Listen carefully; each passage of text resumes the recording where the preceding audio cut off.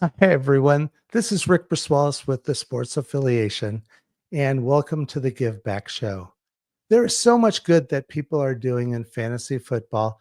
I hope to shine the light on charity leagues and events on this show, and in the process, encourage more to participate and contribute.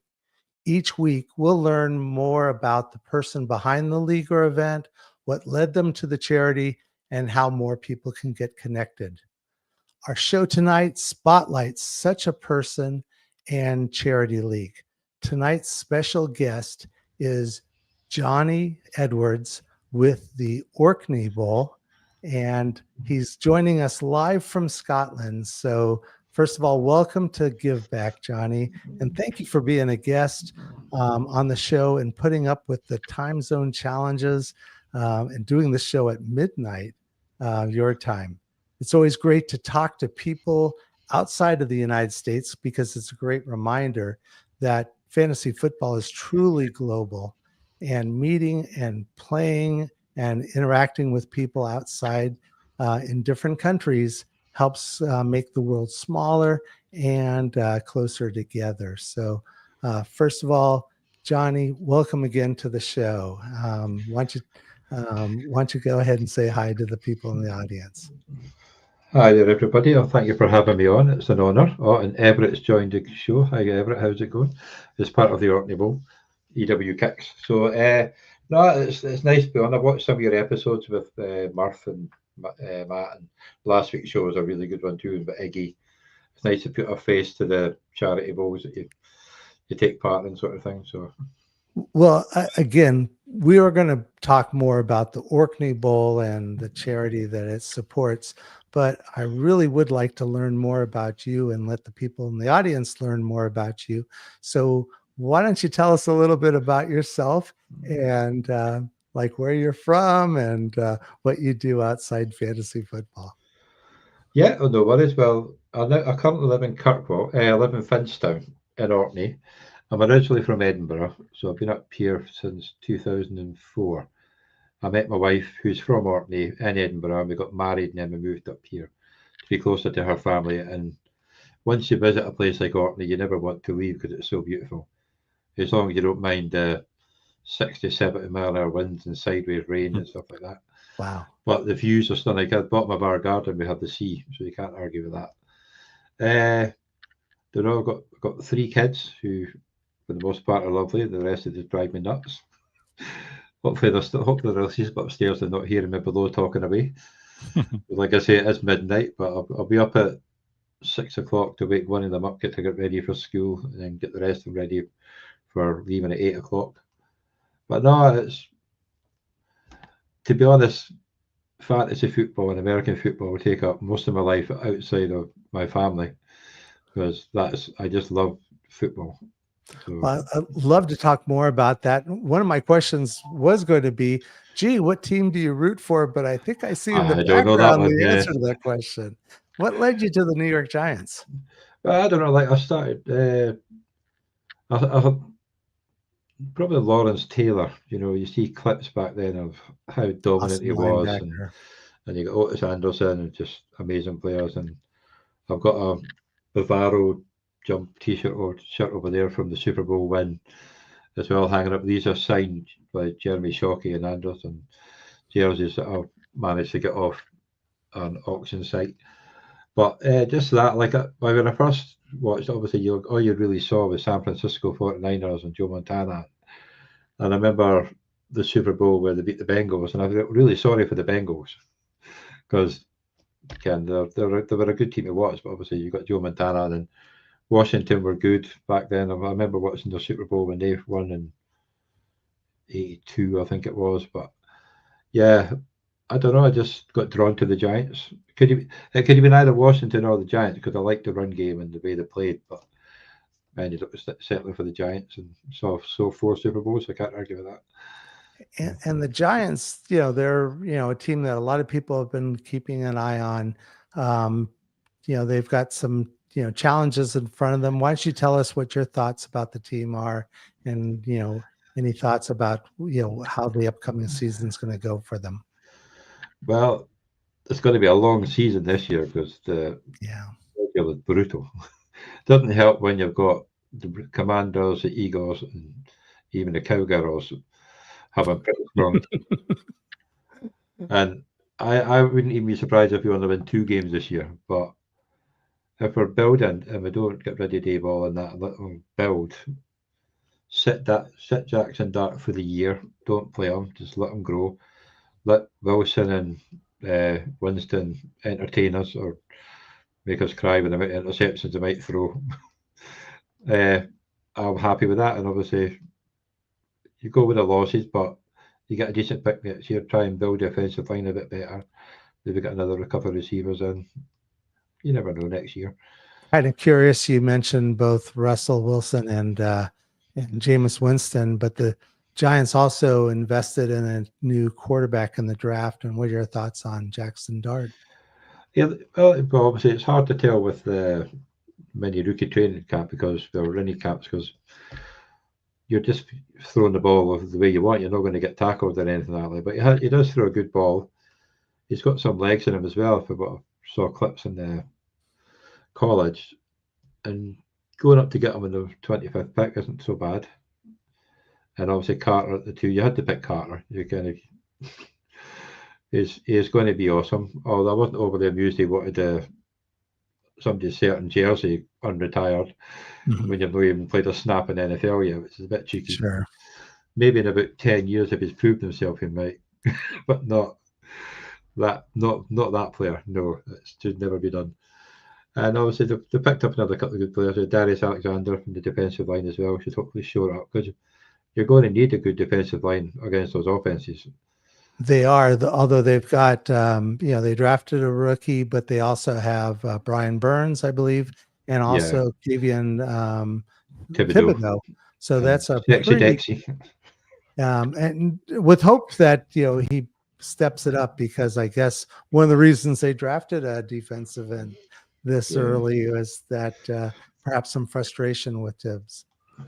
Yeah, and also obviously I watched all the Giants games and Burns is a great player, but he did get a lot of penalties against him too because he'd jump a bit offside because you have to do that sort of thing. But obviously Thibodeau has been a bit disappointing, but it'll be year 3 now, year 4. So hopefully he'll grow a bit more and they will have a good defensive line when you've got obviously the fourth round pick as well. We've got Alexander as well, so we've got rotation wise it'd be good. So the defense is pretty strong. It's more the offense that I think folks are waiting for that to develop. Kind of curious also just how you got into American football to begin with, and tell us a little bit about your journey into football and also into fantasy football. Well, I don't know. I used to watch. There was a program on ITV years ago. It's I think it was called World Sports, and I think it was maybe a Saturday morning or something was on, and you would show you clips of all different sport, like Aussie rules football and all this, all over, and it would have American football on it, and I thought it's good. And I used to enjoy watching baseball as well because I used to work in a pub, so sometimes I wouldn't get home till 1 a.m, and when you get home. In Edinburgh, you had 5 channels, so you could watch Channel 5. And a lot of time that had the baseball on.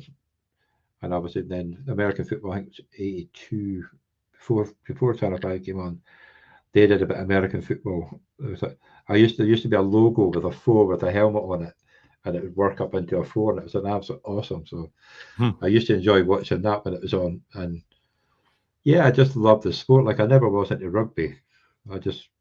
Which is quite funny because there is a bit of similarities, but I always hated rugby. I think it's because the school I was at, they expected you to play rugby. And I just didn't Is rugby the most popular sport in Scotland? Well, it's probably football. But or Wendy ball as I football, call it. So, what we would refer soccer or whatever you call it. Wendy ball, I call it. But it's probably that followed by rugby. Yeah. They're probably the 2 main sports in Scotland. Are there any special challenges for following American football and especially the New York Giants? How easy is that for you in Scotland? Well, nowadays it's not bad. Back when I first started watching it, you could get a magazine called First Down, which came out each week, usually later on the week, and that's how you mainly found out about the scores from the weekend before, because you didn't really have the internet much back then and all that stuff. And then there's a monthly magazine called Touchdown, which is quite good. It's like a glossier magazine. But when I moved to Orkney, I could only get the First Down magazine on a Saturday because the post it'd take an extra couple of days to get up to Orkney. But now it's a lot easier because you've got the internet and well, everywhere you go you can find anything easier now. So And I sometimes ask this question and knowing that I'm going to get myself or the guest in trouble because sometimes it's safer not to say how many leagues we're in, especially if my wife happens to be listening in. So, but well, I'll go ahead and pose the question anyway. How many well leagues are you in? I'll have to look down at that one. About 110. Whoa, okay. I'm not in But trouble anymore. mo- most of them are best balls. Like there's three people this time of year, Fox, Armeed, and another film. They just send me invites all the time, just at 8, 10 people, and I just go on and just the free best balls. You draft them and leave them. As soon as the draft's finished, I turn off notifications and completely forget about them. But I am in 17 active dynasties, 10, 10 redraft. One which is one of my league has been going on for 15 years. Wow, It that's used to be an NFL and got moved over to Sleeper.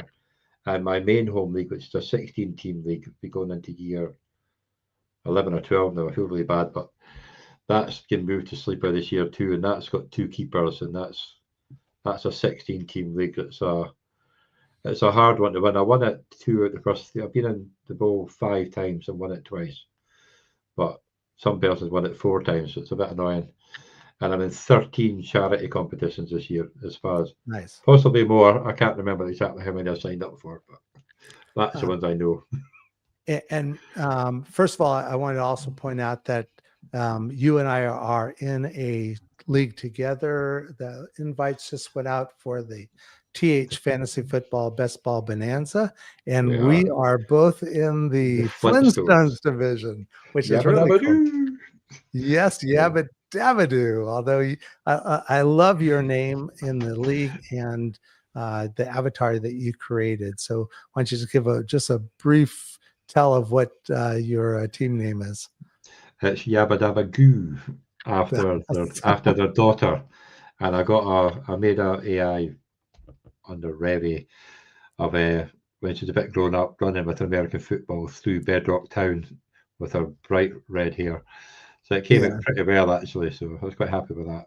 it is awesome. And so, and again, encouraging folks to look into the TH Fantasy Football Best Ball Bonanza as well.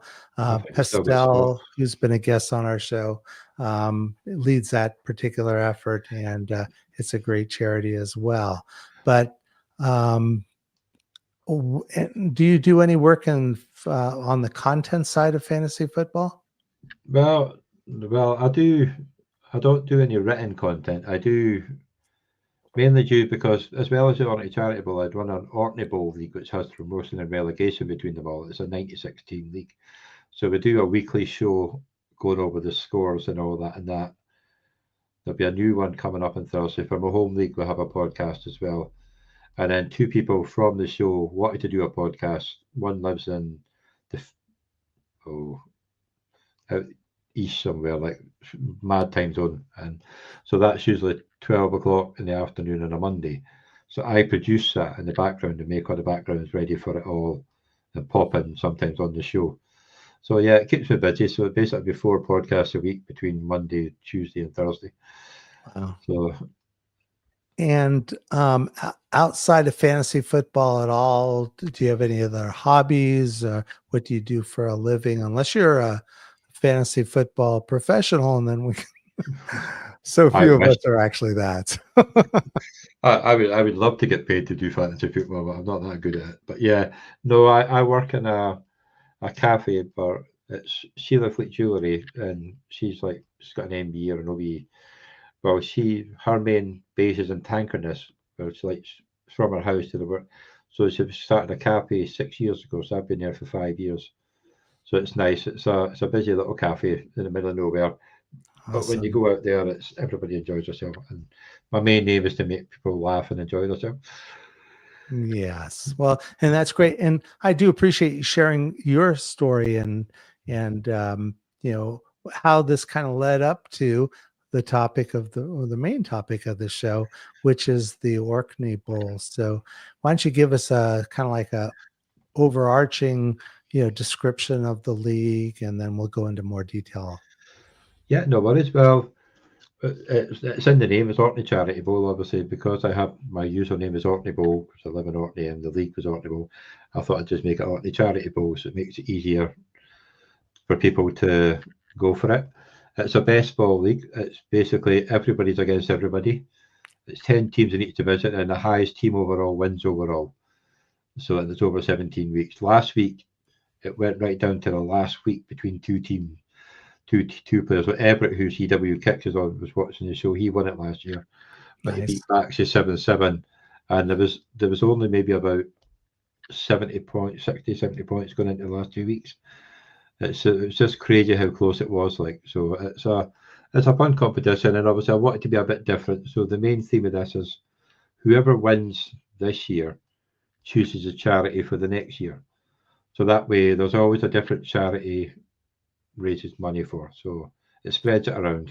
So Yeah, and that's a great approach because it always keeps it fresh, and also I find that people become even more um, connected when they have a personal connection with the charities that they're playing for. So I think it's a great idea to be able to kind of allow the winner of the league to be able to choose the next year's charity. This year, and you're wearing the T-shirt, but I ain't going to teach you guys. It's not this right. year's charity is the Ronald McDonald Charity House, right?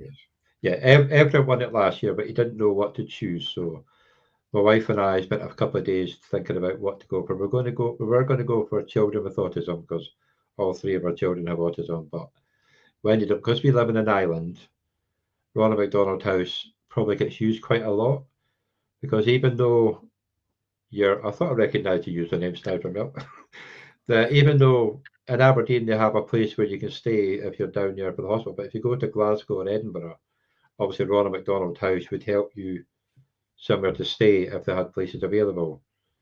Luckily, we haven't had to do only once had to go to Aberdeen for one of the kids, but it's there if we need it, and a lot of people use it. And the money we've raised has helped a lot so far, as far as I know. And I get emails constantly from them as well, so it's great. When did you start? Oh, before we even get there, and we The chatted a other little one are bit there. before the show, but why don't we let folks know why it's called the Orkney Bowl? Well, the Orkney Bowl is because obviously I live in Orkney, and well, it sounded better than Orkney Cup because obviously it's Super Bowl, Orkney Bowl. That's where it goes. Because obviously over here you play for cups and trophies, but the main event in American football is the Super Bowl. So I went for Orkney Bowl. So I thought that was a nice way to do it. And yeah, sorry, I'm just reading the chat. But No, that's good. That's actually the fantasy why I football pop it up community there. is awesome. So, but yeah, it goes like in the non-charity one, the 96 teams, we have people from Sweden, Hong Kong, and the Philippines, Australia, Canada, America. We've got a boy who lives in England but works half the time in Brazil. It's a worldwide thing. And then the charity bowl as well. I've got a couple of people from Sweden, America, I think guys in it as well. So that would be down in Australia as well. So and somebody from Brazil as well. So it's a great way for people to meet. And obviously, I know people like fast drafts, but the slow draft's a good one so everybody can get picking. Sort of. Yeah, because especially since you are with such a broad base of people drafting from different countries and different time zones, that having a slower draft or a slow draft makes it possible for people in different parts of the country to still be able to get their players without feeling too stressed or feeling that they're slowing down the rest of the league. Again, it's a charity league too. So Yeah, I mean, it's while we all want to win, you want to win, but the main important is to raise money for charity. it is. Like, I'm in all of these. I don't like. I got to the one round away from the final in the JTT Cup last year, but other than that, I usually like. I came third last in my own one last year. I don't care as long as I raise money for charity. So I just do it for fun. And I don't want to steal any thunder for a little bit later down the pipe, but yeah, Mel would like to get into the league, so we'll Just touch on send that me. maybe in a second. Yeah, so we'll get onto that one in a second. Yeah. So yeah. Um, and one of the things I'm also, and you may have said it in previously, but what led you to the Ronald McDonald House? How are you connected to that as the main charity for at least this year? Well, it was just obviously Everett couldn't decide what he wanted, and we were going to go for autism for children. But then my wife, who's a nurse, thought it'd be nice to do Ronald McDonald House. I didn't really, to be honest, I didn't know much about it before because obviously growing up in Edinburgh, you didn't really need it. But my wife knew more about it being a nurse and living on the islands. And it was once I looked at it, it was such a great cause that obviously being in an island, we've got people living or play from Skye or even in remote areas and come into the city, you're stuck. They'll find you accommodation to stay because obviously nothing's cheap nowadays, especially trying to stay in cities and stuff like that. So it's such an amazing thing. And like I said, they've been very keeping me up to date how they're getting on and encouraging me throughout the whole process. Like, so it's been nice to work with them for this way. So. And also, please pass along my appreciation. There's a special place in heaven for nurses. Such an important role that they play in the health of all people, but especially for children. A great suggestion she made. But of course, I think it's in her nature to be, kind and also wanting to help protect our children who are our future. So I really do want to pass along the kudos to her. Between nurses and teachers, I think not enough is done to appreciate how important they are. One of the questions I always get from Mel, and I'm surprised she hasn't asked yet, but you play on Sleeper as the platform, correct? Yes, I have. Like I used to, this wouldn't be possible really without Sleeper. Like obviously, there is MFL, but you only go so far and you have to pay for it. I don't even like drafting an MFL because Sleeper, you get notifications, you get emails in MFL, and once you go on auto, but you can't get off the bloody thing, and it's just really rubbish. Whereas Sleeper is like a breath of fresh air, and it's so easy. Like we used to play in NFL, and you could only have 5 leagues, so you'd have to have like 3 or 4 accounts to keep going. Whereas everything's in one place now, and it's just easier to do it. Well, I have to admit I've played on a lot of leagues on MFL over a number of years, as well as Sleeper now. And Sleeper has a much more user-friendly interface.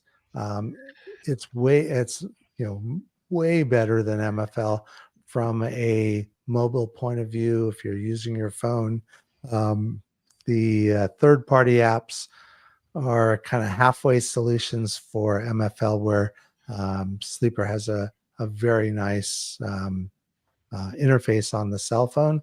The good news I've heard, and I've heard it through Scott Fish, in fact, that the folks from MFL are hoping to do a redo of the platform next year. And I think this is my hope more than anything else, with hopefully a mobile version of it. So it'll make it a lot more user friendly. But yeah, Sleeper has really taken hold of the platform market, and they continue to improve as well. If they could improve on the auctions side of their platform, that's where Sleeper really does need to do a little work. But that's such a kind of a small segment of the fantasy, world that, I can kind of give them grace for that. Um, are there any? I think you mentioned kind of the general route of how people compete, and but are there any special either rules or scorings that you use that are unique to the Orkney Bowl that you'd like to talk Well, about? well, there's no negative points because I just like to make it as high scoring as possible. Obviously, you'll get small bonuses for rushing first downs and rushing attempts, receiving first downs. You'll also get points for 0 to 4 yards, 5 to 9 yards, 10 to 19 yards, 20 to 29 yards, 30 to 39 yards. It just goes crazy for receivers. The tight end premium, you get 40 and 50 yard rushing and receiving touchdown bonuses. There's kick return and rushing yards back as well. Plus a point for the 20 or 25 completions and 25 carries. You got to make it so it gives people a headache trying to figure out the scores. So But yeah, scoring makes it fun, and yeah. tight end premiums are help the tight end position. Which after the first couple, who cares? The tight end 4 through 25, pretty much the same guy. But I'm not a big tight end person, so Well, there was one charity last year. Just for a laugh, it was like 1.5 for reception or 2 point reception, and I was on the 110 pick. I went tight end, tight end, tight end, tight end. well, in fact, I know someone in the Scott Fishbowl last year that started off, I think, well, at the first 5 picks as tight ends. Yeah. And unfortunately, even with the tight end premium, it didn't help because I think Pitts was one of his choices. There were a couple of others that, just, Kelsey was one, and Kelsey didn't have a great year. That's 2 years So, in a row. Yeah, but anyway, yeah, he is probably rethinking that strategy. I think Mel even asked about, and I think you and I talked before we jumped on the podcast. But you are in the Scott Fish Bowl this year, correct? I am indeed. I'm in the Arsenal division because I've got a soft spot for Arsenal, so I had to go for that one. So. And is that a live draft, or I know the UK? No, There's a it'll be London.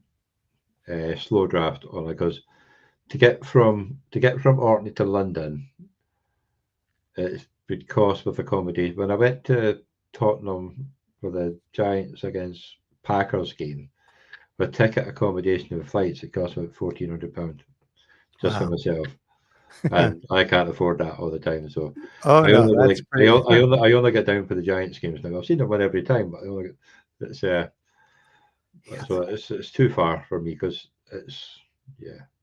If and, you and look at the map, it's quite far.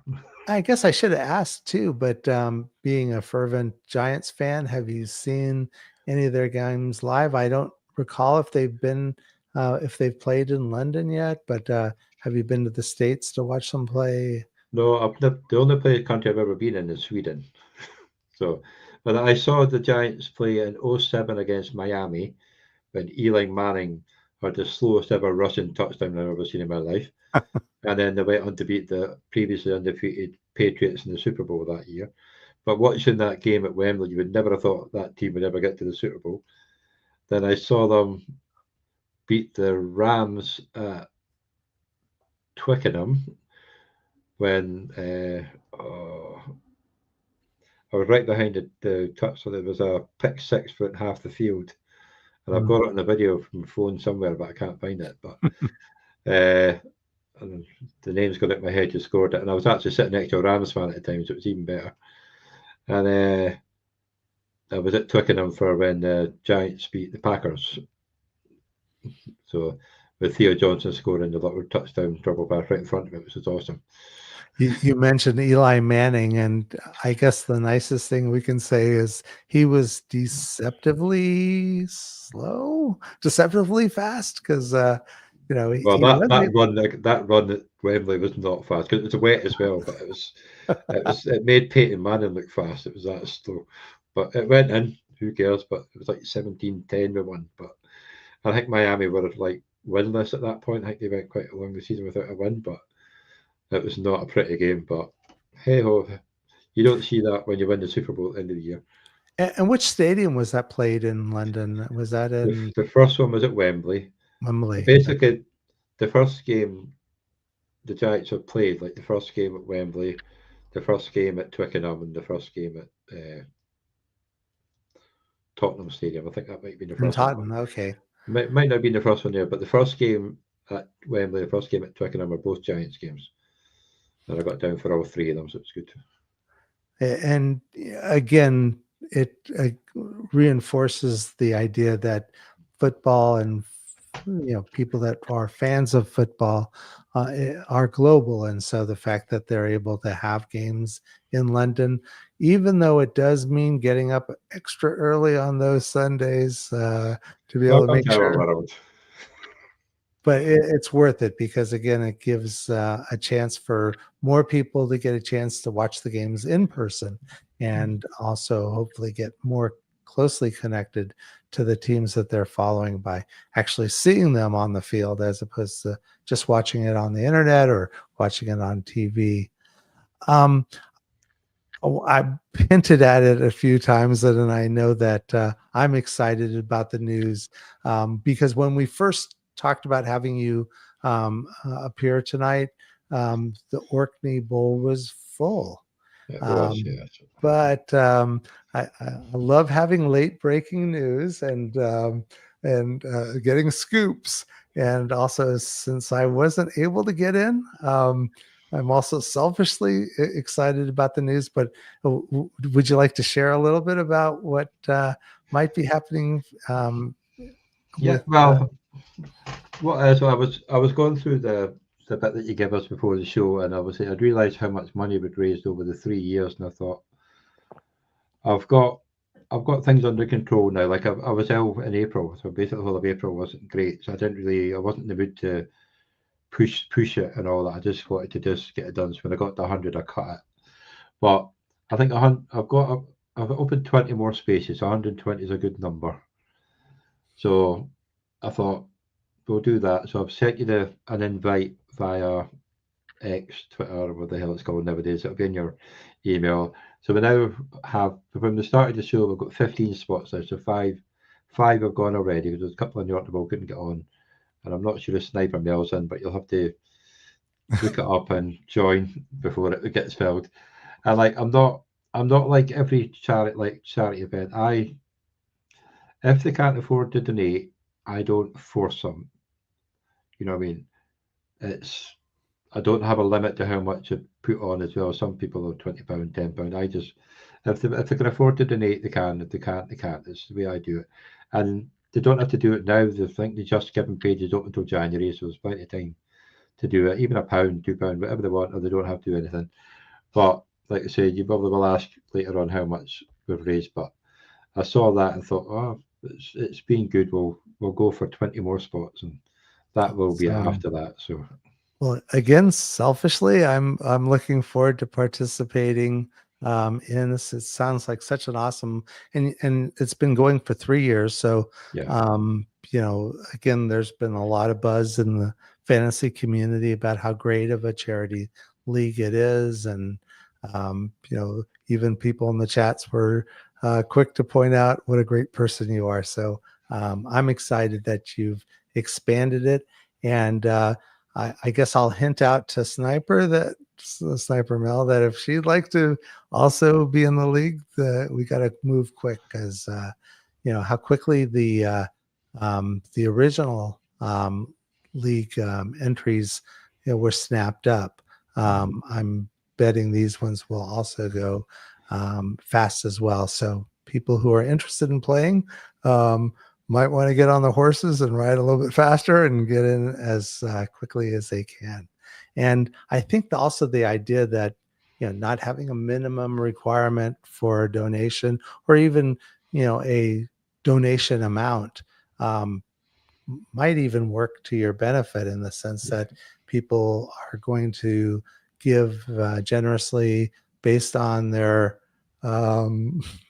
based on their hero. But I'll flash this up on the screen because Melanie's looking on the Twitter X machine right now. Well, Can I just I, forward that to her just to yeah, make sure? you can forward it to her, but I think I actually posted it on my Orkney Bowl Twitter, not my Orkney Charity Bowl Twitter. That was adding on more spaces, so she might find it there.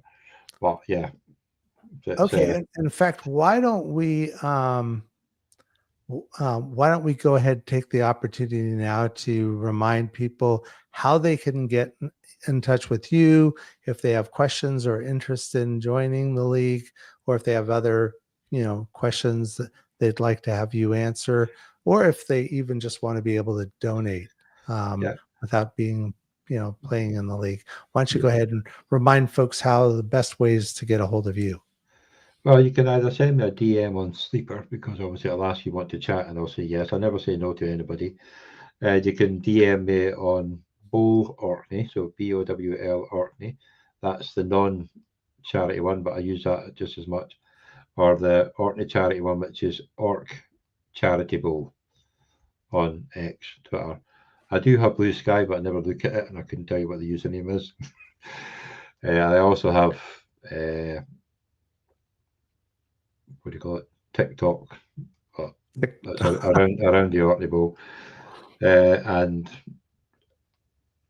Instagram. But I think it's just around the Orkney Bowl as well. But it's not really. I don't really go on that one very often. But on Twitter, stroke X or Sleeper are the best places to get me. Except during games, I tend to mute them because the way I watch the games with a delay and they get found out before.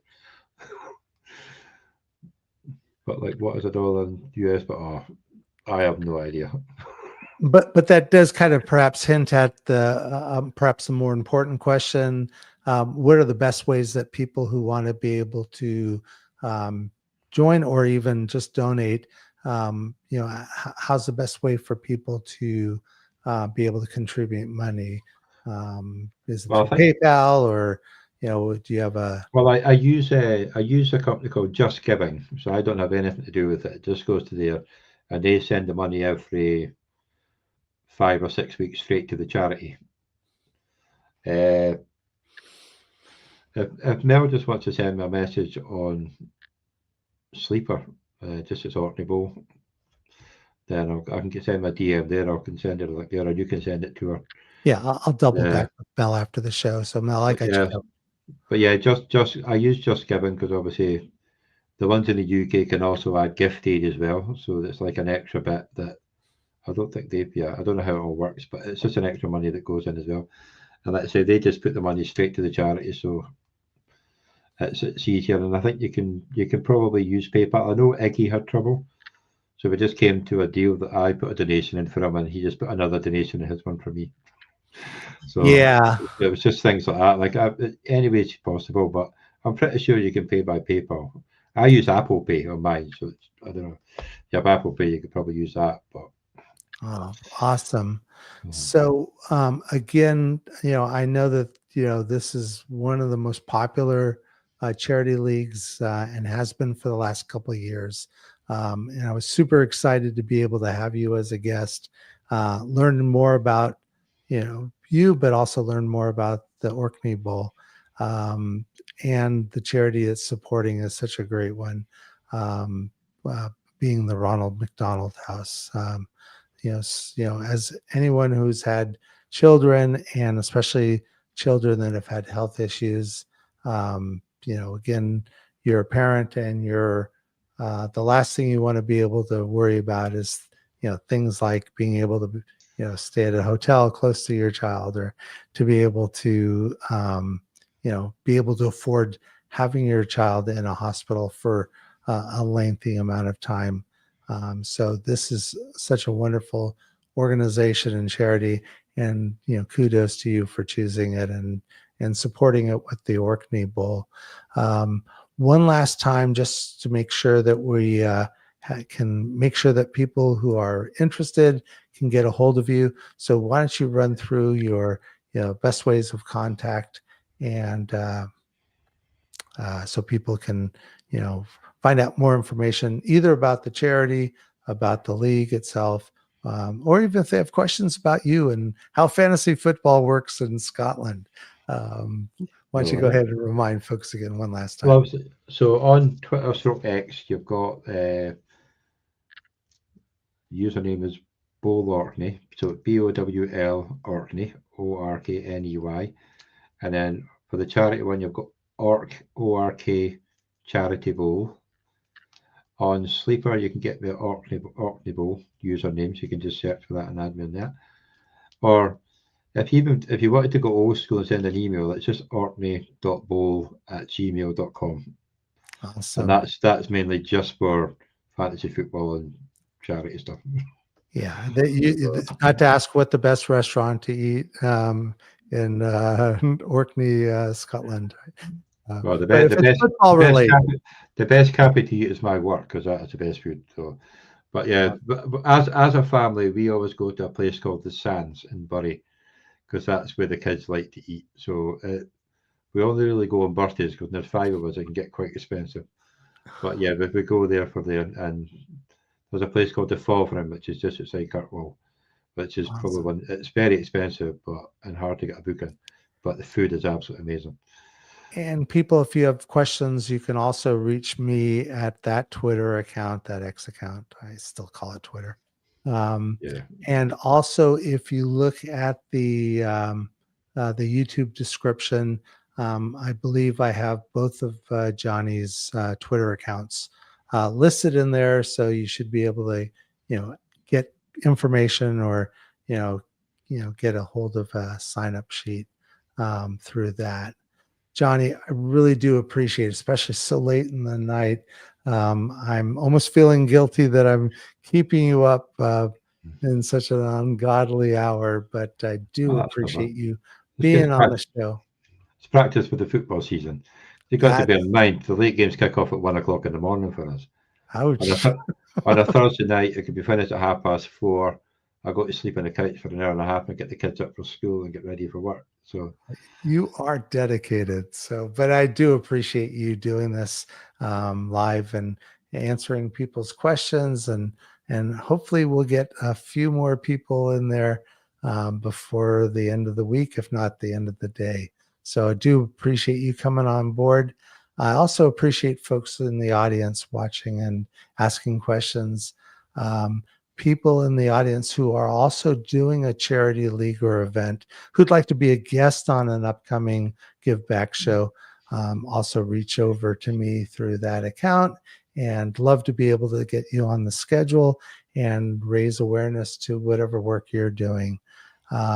Next week, we are having the one and only Sal Lido, who's going to be talking about the Scott Fishbowl Podathon. So I know you will want to be on there. Sal's just an awesome, awesome person, and will light up the show with lots of information about what's going to be going on with the Podathon. And in the meantime, I want you all to remember to be good, to do good, and always, always look for opportunities to give back. Thanks again, Johnny, and good night, everyone. Good night.